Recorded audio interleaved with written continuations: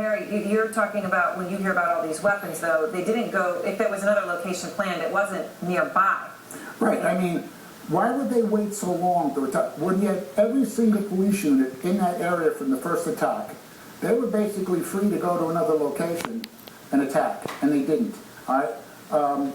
Were they waiting for tomorrow? I mean, this is what doesn't make sense to me. Why are they still in the area? The only reason you can think it's the reason why they're still in the area is that they wanted to attack another location.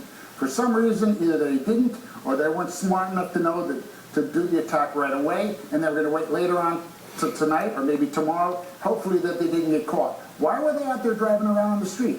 Why, with the weapons and like that, when they knew that we were looking for that type of vehicle? Something just does not make sense to me. Bobby, does it make any more sense to you?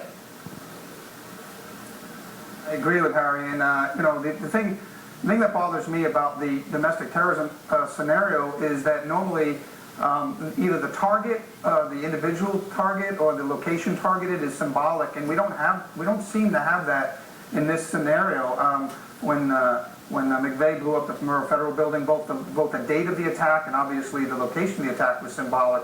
We don't seem to have, if this was a domestic terrorism type event, we don't seem to have that same symbolism either by the individuals that were attacked or at the location, unless we can develop a little more. And I'm sure the people at the JRIC, the Joint Regional Intelligence Center, that's manned by all the state, local, and federal authorities, and there's an intelligence fusion cell, are working on those scenarios. But to me, the domestic terrorism is just not the symbolism that's normally associated with the targets of the attack.